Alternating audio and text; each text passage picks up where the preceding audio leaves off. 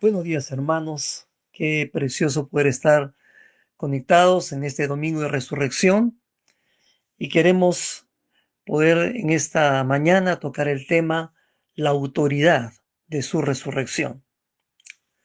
Durante 20 siglos, desde que Jesús estuvo aquí en la tierra, se han levantado en la historia mundial muchos grandes líderes políticos, religiosos, sociales y económicos que han dejado huella, cada cual, con sus dotes administrativas, psicológicas, carismáticas, lograron tener adeptos y seguidores. Fundaron religiones, instituciones, movimientos sociales, partidos políticos, etc.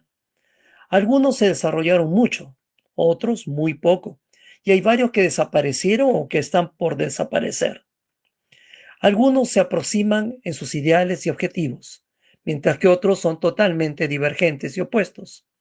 Pero de todos los grandes líderes de la historia, hay uno que se distingue más que todos, uno que no necesita mucha presentación, uno que nunca hizo proselitismo y sin embargo tiene millones de seguidores, uno a quien no es necesario rendirle honores conmemorativos llevándoles flores a su tumba. Ese alguien es Jesucristo. Y la razón es simple, su tumba está vacía. ¿Por qué? Porque Jesucristo no está muerto, Él vive, murió, pero después de 3 días resucitó. Eso ha hecho de Cristo Jesús el líder por excelencia. Aunque su muerte fue terrible, como casi todo el mundo lo sabe, tiene más seguidores que cualquier líder antes o después de él. Y es que Él vive. Sí, vive. Cristo Jesús resucitó. Aunque los 4 evangelios nos hablan de la resurrección, permítame leer 1 Pedro 1, versículo 1 al 7. Yo, Pedro, apóstol de Jesucristo, escribo esta carta a los elegidos por Dios que viven como extranjeros en las provincias de Ponto, Galacia, Capadocia, Asia y Bitinia. Dios Padre los conocía y los eligió desde hace mucho tiempo, y su Espíritu los ha hecho santos. Como resultado, ustedes lo obedecieron y fueron limpiados por la sangre de Jesucristo. Que Dios les conceda cada vez más gracia y paz. Que toda la alabanza sea para Dios, el Padre de nuestro Señor Jesucristo. Es por su gran misericordia que hemos nacido de nuevo, porque Dios levantó a Jesucristo de los muertos. Ahora vivimos con gran expectación y tenemos una herencia que no tiene precio, una herencia que está reservada en el cielo para ustedes, pura y sin mancha, que no puede cambiar ni deteriorarse. Por la fe que tienen, Dios lo protege con su poder hasta que reciban esta salvación, la cual está lista para ser revelada en el día final a fin de que todos la vean. Así que alégrense de verdad. Les espera una alegría inmensa, aunque tienen que soportar muchas pruebas por un tiempo breve. Estas pruebas demostrarán que su fe es auténtica. Está siendo probada de la misma manera que el fuego prueba y purifica el oro, aunque la fe de ustedes es mucho más preciosa que el mismo oro. Entonces su fe, al permanecer firme en tantas pruebas, les traerá mucha alabanza, gloria y honra en el día que Jesucristo sea revelado a todo el mundo. Parece mentira que estas palabras hayan salido del puño y letra del apóstol Pedro. ¿Y por qué?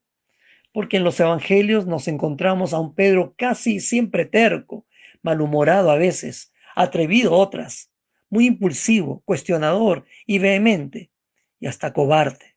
¿Recuerdan? Negó 3 veces conocer a Jesús cuando lo tomaron prisionero. ¿Qué le pasó? ¿Cómo así fue transformado?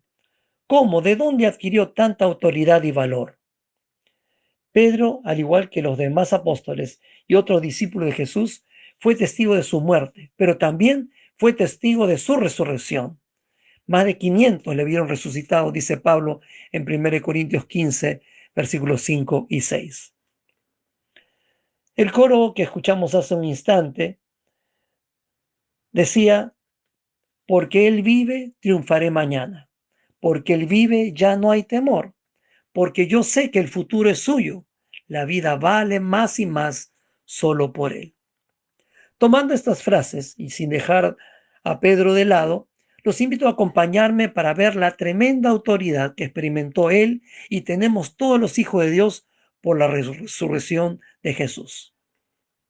En primer lugar, dice, porque él vive, triunfaré mañana.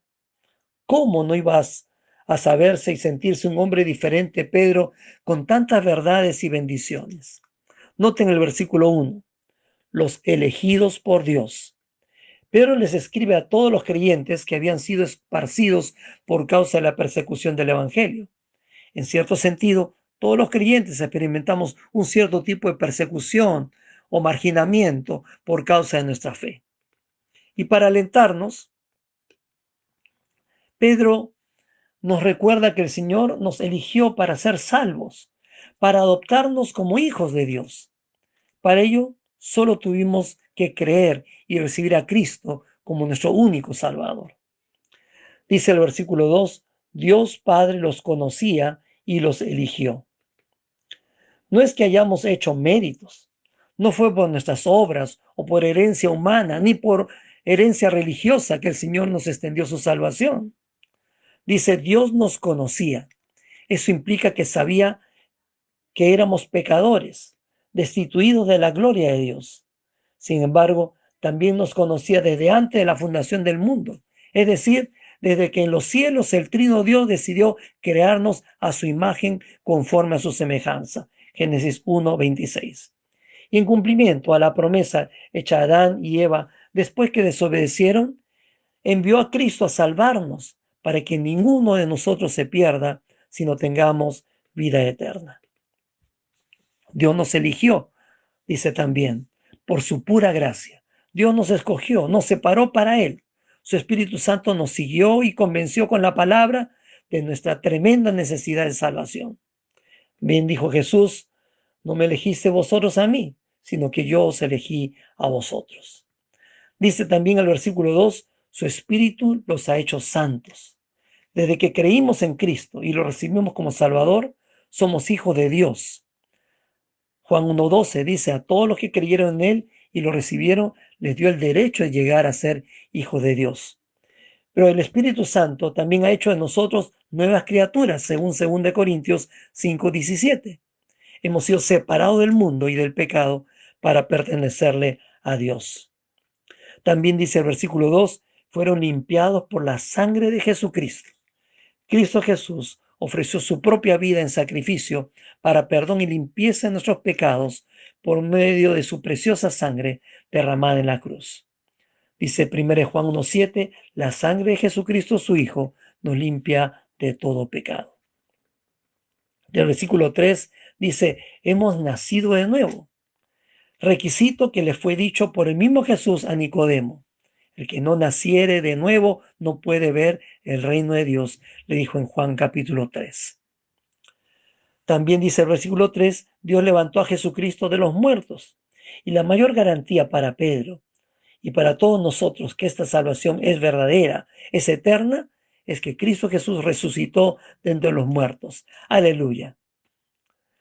En segundo lugar, dice, porque Él vive ya no hay temor.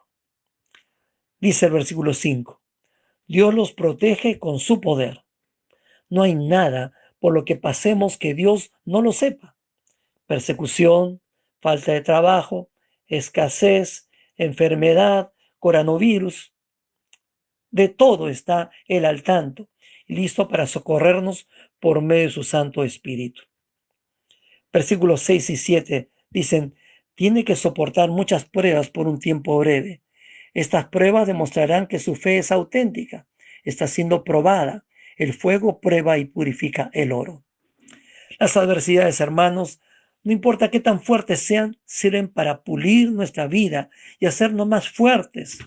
Pero recordemos que el fin no es que nosotros seamos más famosos y grandes, sino el propósito es que sea más conocido Cristo como el más grande, para que muchos más se fijen y crean en Él como Señor y Salvador. En tercer lugar, la canción nos decía, porque yo sé que el futuro es suyo. El versículo 4 dice, tenemos una herencia que no tiene precio, una herencia que está reservada en el cielo para ustedes, pura y sin mancha, que no puede cambiar ni deteriorarse. Hermanos, es verdad. Como dijo el Señor Jesús, que en este mundo siempre habrá aflicción, Juan 16:33. Pero veamos el lado bueno de esto. En el punto anterior dijimos que la aflicción nos ayuda para ser pulidos y también nos ayuda para despegarnos de este mundo material que está en continuo deterioro espiritual, moral, social, económico, etc. Este texto nos recuerda que nuestro hogar permanente está allá con el Señor en los cielos. Es allá donde nos espera una verdadera herencia que nunca nadie ha soñado ni imaginado. Como dice este texto, no tiene precio. Es imposible de valorar porque no tiene comparación humana. Es pura y sin mancha. Nada la afectará ni podrá devaluarla. Es allá que debemos apuntar. Allá pertenecemos. Y lo más importante, es allá donde está el Señor esperándonos para estar con Él y reinar con Él por los siglos de los siglos. Gloria sea su santo nombre. Y en cuarto lugar, esta canción dice, la vida vale más y más solo por Él. El versículo 3 decía que toda la alabanza sea para Dios, el Padre de nuestro Señor Jesucristo.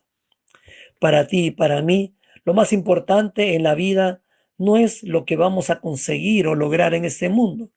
No es que tan grandes o conocidos lleguemos a ser. No es lo que pensamos dejar como herencia para el futuro de nuestros hijos. Pedro entendió que lo más valioso que tenemos y tendremos por la eternidad es la salvación y la nueva relación con Cristo como el Señor de nuestras vidas. Él lo conoció como el carpintero de Nazaret, luego como el maestro de Galilea, como el Señor que hacía milagros y señales, como el hombre sabio que solo tenía palabras de vida eterna. Pero después de haberlo visto morir en la cruz y luego resucitar al tercer día, ese Jesús era para Pedro su único Señor, al que amaba con todo su corazón, con toda su alma, con toda su mente y con todas sus fuerzas. Nada que el Señor le pidiera sería demasiado como para no dárselo. Antes de volver a los cielos, Jesús reunió a sus discípulos y les dijo, toda potestad me es dada en el cielo y en la tierra. Por tanto, id y haced discípulos, bautizándolos en el nombre del Padre y del Hijo y del Espíritu Santo, enseñándoles que guarden todas las cosas que os he mandado, y aquí yo estoy con vosotros todos los días hasta el fin del mundo. Mateo 28, 18 al 20. Esto fue más que suficiente para Pedro. Ahora tenía una razón poderosa para seguir viviendo. Por eso, a partir de entonces, se convirtió en el más grande evangelista de la historia. Del sencillo pescador artesanal pasó a ser el gran pescador de hombres. Y su vida adquirió sentido viviendo solo para glorificar y servir a su Señor. A partir de allí, su vida valió más y más solo por Él. Cuenta la historia que al momento de morir, Pedro, por causa de su fe, pidió que no lo crucificaran igual como el Señor, pues no se sentía digno de morir como Él. Definitivamente, esta Semana Santa fue muy distinta a otras anteriores. Pero lo que no ha cambiado, ni nunca cambiará, es que el Hijo de Dios, hecho hombre, dio su vida por todos nosotros. Pero la muerte no pudo contenerlo. Al tercer día resucitó y salió de entre los muertos. Nuestro Redentor, hermanos, vive. Y ustedes y yo vivimos para proclamar su precioso evangelio, que nos salvó y rescató de nuestra vana manera de vivir. Pero ojo, puede seguir salvando a muchos más hasta que Él vuelva, si con determinación y valor vivimos más y más solo por Él, proclamando su mensaje de salvación y vida eterna. Acompáñenme en esta palabra de oración. Señor, gracias por haber venido por nosotros, a vivir y también a morir en nuestro lugar en la cruz. Gracias porque tu sangre ha limpiado nuestros pecados para hacernos aceptables delante de ti. Gracias por resucitar y vencer a la muerte y al pecado para darnos tu victoria. Gracias por habernos adoptado como tus hijos. Gracias por poder compartir tu mensaje de salvación y por poder vivir la vida más y más solo por ti.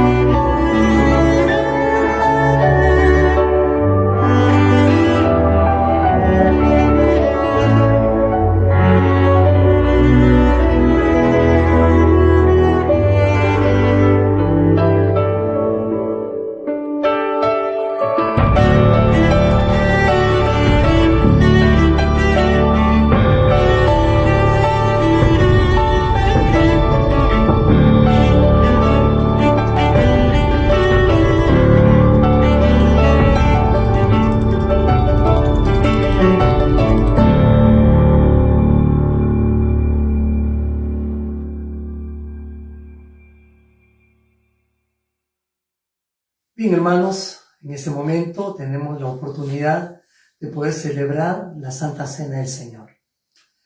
Recordemos que cuando el apóstol Pablo se dirige a los hermanos de Corinto, lo hace desde la ciudad de Éfeso. Algunos piensan que inclusive ya estaba en proceso de encarcelamiento.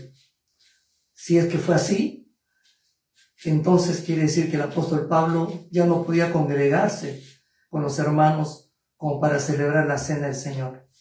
Sin embargo, a pesar de ello, él veía la importancia de que esta ceremonia sea considerada dentro de la práctica de los creyentes de todos los siglos. ¿Y Pablo por qué estaba haciendo énfasis en esto?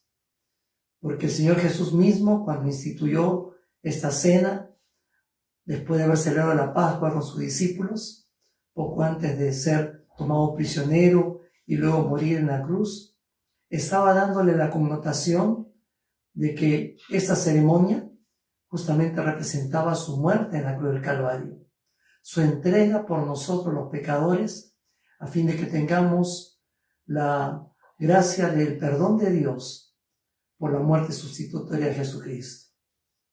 El pan, como ustedes bien saben, representa el cuerpo del Señor que fue clavado en la cruz.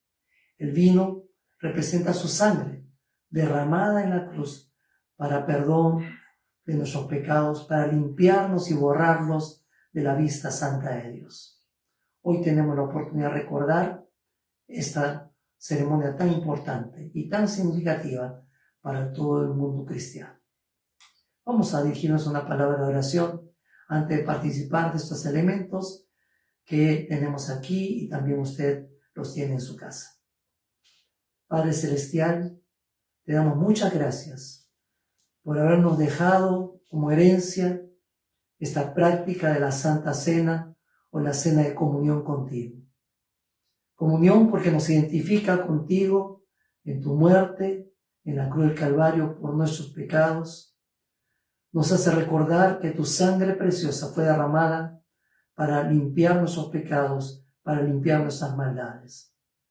Y también, Señor, es una cena de comunión porque la practicamos todos los hijos tuyos que hemos confesado a Cristo como nuestro Salvador personal y que hemos declarado por medio del bautismo esa identificación con Cristo y con la Iglesia.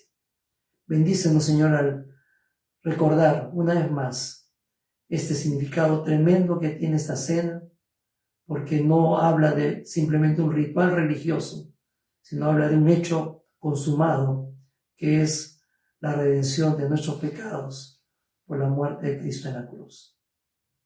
Bendícenos, Señor, con tu presencia a cada uno de nosotros, en el lugar donde nos encontramos, celebrando esta gran fiesta que significa Cristo es nuestro Salvador. En su nombre oramos, Señor. Amén. El apóstol Pablo nos dice en su carta primera a los Corintios que el Señor Jesús, la noche que fue entregado, tomó pan y lo partió.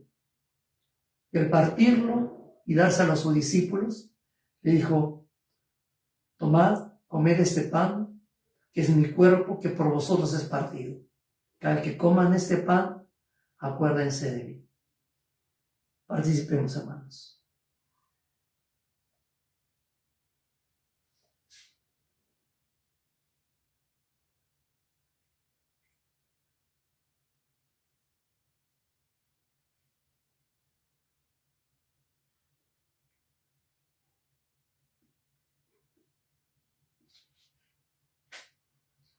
Dice la Escritura que después el Señor Jesús tomó la copa, diciendo: esta copa representa mi sangre que por ustedes es derramada. Beban de ella, haciendo memoria de mí. La sangre de Jesucristo nos ha limpiado de todos nuestros pecados, tiene poder aún para limpiar nuestras enfermedades. Así que en este momento, si tú tienes alguna dolencia, alguna enfermedad, acógete a esta gracia, a esta promesa de nuestro Señor Jesucristo. Participemos, hermanos.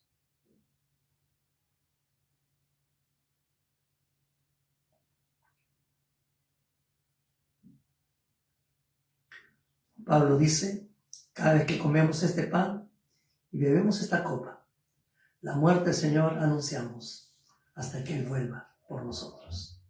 Dios le bendiga, hermanos, que el Señor, en su gracia, nos conceda seguir firmes en nuestra comunión con Él y en nuestra proclamación del Santo Evangelio. Al mismo tiempo, no importa dónde estemos, el Espíritu Santo del Señor nos une por su gracia y por su amor. Dios les bendiga. Agradecemos a Dios por este hermoso tiempo de celebración, por su palabra y también por haber participado de este tiempo de comunión a través de la Santa Cena. Queremos anunciarles, hermanos, que seguimos conectados a través de esta plataforma este miércoles en nuestra noche de clamor a las 7:30 de la noche y los domingos como hoy a partir de las 9:30 de la mañana. Que el Señor les bendiga y les guarde. Que el Señor haga resplandecer su rostro sobre cada uno de ustedes y ponga en ustedes paz. Nos despedimos, hermanos, fortalecida y bendecida semana. Bendiciones. Firmes y adelante, huestes de la fe.